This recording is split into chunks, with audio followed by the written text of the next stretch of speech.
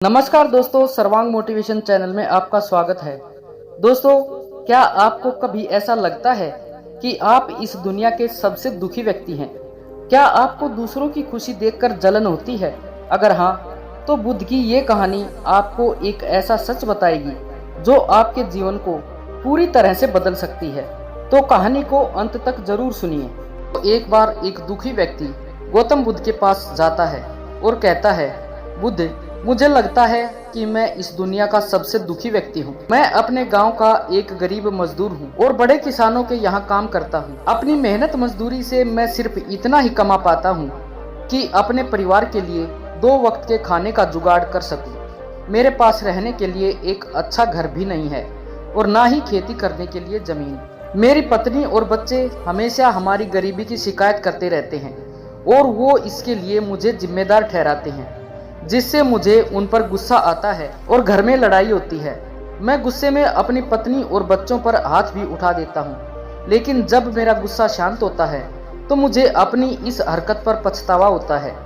कई बार मेरी पत्नी और बच्चे किसी सामान को लेने के लिए जिद करते हैं, लेकिन जब मैं उन्हें वह सामान खरीद कर नहीं दे पाता तो उनके उदास चेहरों को देखकर मुझे बहुत दुख होता है और खुद पर गुस्सा भी आता है कि क्या मैं अपने छोटे से परिवार को खुश रखने के लायक भी नहीं हूँ। मेरे पास ज्यादा धन संपत्ति नहीं है, इसलिए गांव के लोग मुझे गंभीरता से भी नहीं लेते। मेरे दोस्तों और रिश्तेदारों के बीच मेरी बातों का कोई खास महत्व नहीं होता और ना ही लोगों से मुझे वो सम्मान मिलता जो मैं उनसे चाहता हूँ। बुद्ध, मैं अपने जीवन की इन सभी कमियों के बारे में सोच सोचकर बहुत दुखी रहता हूँ और अक्सर अपनी किस्मत और भगवान को कोसता रहता हूँ। कितना आनंदित है उनका जीवन। कई बार तो मुझे उनकी खुशी देखकर जलन महसूस होती है। मेरे गांव का सेठ कितना अमीर है, कितना सारा धन है उसके पास।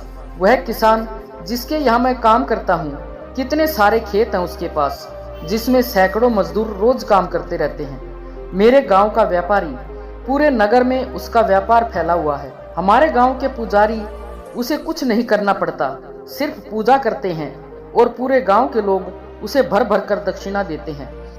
वह कितना खुश है। इन सब का जीवन, इनके जीवन में कोई कमी, कोई भी दुख नहीं। बुद्ध, आप मुझे कोई ऐसा तरीका बताएं जिससे मेरा जीवन इन लोगों की तरह सुखी हो जाए। वह देर तक प्रतीक्षा करता रहा, लेकिन जब बुद्ध कुछ न बोले तो उसने कहा, बुद्ध, मैं आपके पास बड़ी उम्मीद लेकर आया हूँ। आप मेरे दुखों को खत्म करने का कोई तरीका बताएं। ये सुनकर बुद्ध ने आंखें खोली और कहा, तुम कल सुबह अपने गांव के उन 4 लोगों को अपने साथ लेकर आना जो बहुत खुश हैं, जिनके जीवन में किसी प्रकार का कोई दुख नहीं है। फिर मैं कल तुम्हें एक ऐसा तरीका बताऊंगा जिससे तुम्हारे जीवन के सारे दुख दर्द समाप्त हो जाएंगे। ये सुनकर व्यक्ति बहुत खुश हुआ और उन 4 लोगों के साथ कल वापस आने का वादा कर वहां से चला गया। उसके जाते ही बुद्ध के एक शिष्य ने बुद्ध से पूछा, तथागत, आप उस व्यक्ति के प्रश्नों का उत्तर आज भी दे सकते थे, लेकिन आपने उसे कल क्यों बुलाया? बुद्ध ने कहा, क्योंकि सिर्फ मेरी बातों से उसका नजरिया नहीं बदलने वाला था। जीवन के प्रति उसके नजरिए को बदलने के लिए उन 4 लोगों का यहाँ होना जरूरी है जिन्हें वह सबसे खुशहाल इंसान समझता है, जिनके लिए वह मानता है कि उनके जीवन में किसी प्रकार का कोई दुख नहीं है। अगले दिन वह इंसान उन 4 लोगों के साथ गौतम बुद्ध के पास वापस आया और कहा कि बुद्ध, मैं बड़ी मुश्किल से इन 4 लोगों को अपने साथ लाया हूँ।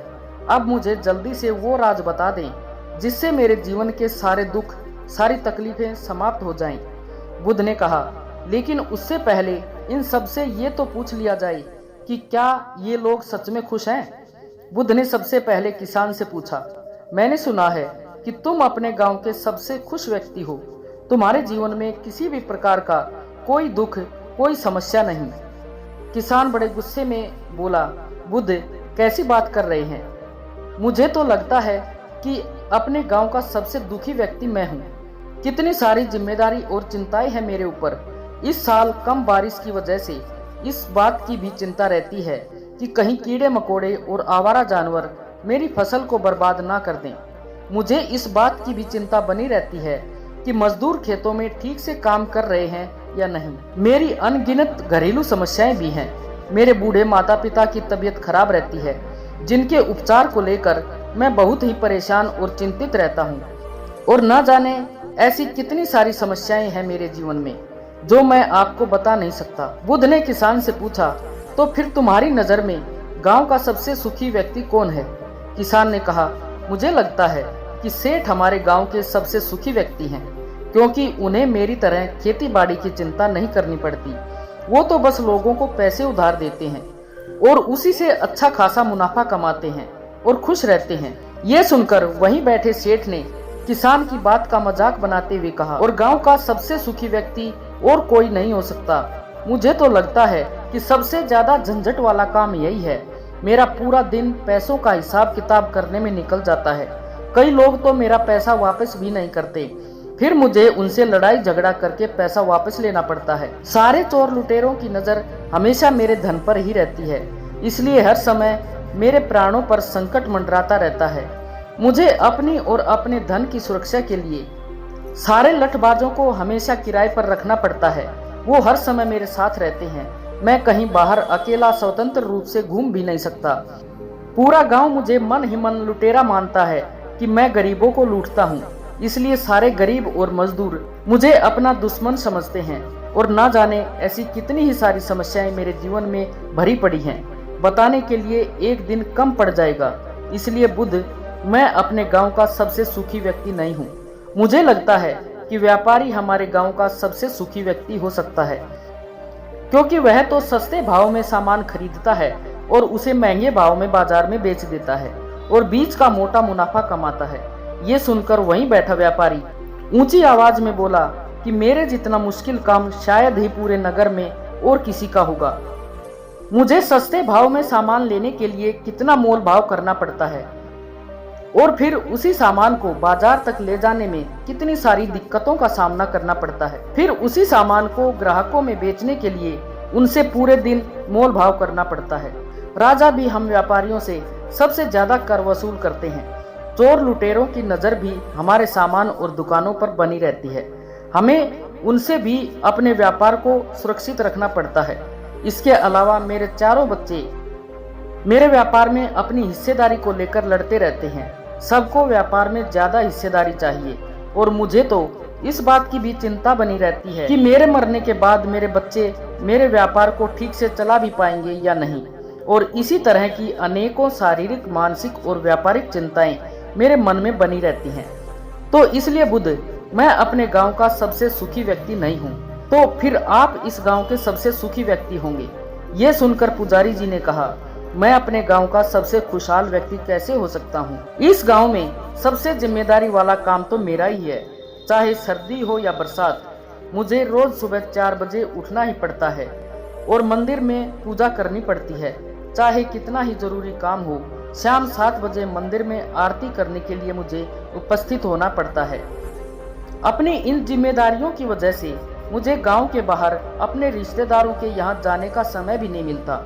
मेरे सभी रिश्तेदार इस बात के लिए मुझसे शिकायत करते रहते हैं और सबसे बड़ी बात, मुझे अपनी जीविका के लिए गांव वालों की दान दक्षिणा पर निर्भर रहना पड़ता है। इसके लिए मुझे पूरे गांव वालों से अच्छे संबंध बनाकर रखने पड़ते हैं और ऐसे ही बहुत सी बीमारी और चिंताएं मेरे सिर पर हैं। इसलिए मैं भी अपने गांव का सबसे सुखी व्यक्ति नहीं हूँ। फिर बुद्ध ने उन चारों से पूछा कि आपके अनुसार सबसे सुखी व्यक्ति कौन होता है? उन चारों ने कहा, कोई व्यक्ति जो अपनी मेहनत से अपने और अपने परिवार के लिए 2 वक्त का खाना इकट्ठा कर सके, जिसके जीवन में ज्यादा चिंता ना हो, जिसे रात में अच्छी नींद आती हो, जिसे कुछ खो जाने का डर ना हो, जो एक साधारण जीवन जीता हो, वो व्यक्ति सबसे ज्यादा सुखी है। जैसे कि हमारे गांव का यह मजदूर। उन चारों ने उसी व्यक्ति की तरफ इशारा किया।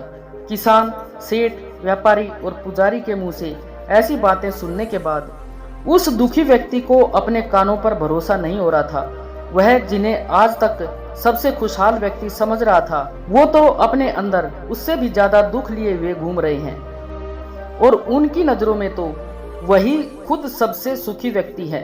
इसके बाद बुद्ध ने मुस्कुराते हुए कहा कि हम सभी को अपने दुख, अपनी परेशानियां सबसे बड़ी लगती हैं। हमें लगता है कि हम ही इस दुनिया के सबसे दुखी व्यक्ति हैं, दूर से देखने पर दूसरा इंसान हमें खुद से ज्यादा सुखी और खुशहाल प्रतीत होता है, लेकिन असल में सबके जीवन में हमारी तरह दुख और परेशानियां होती हैं और हम कभी इनसे बच नहीं सकते। अगर तुमने बहुत प्रयास करके एक समस्या का समाधान कर भी लिया तो दूसरी समस्या खड़ी हो जाएगी।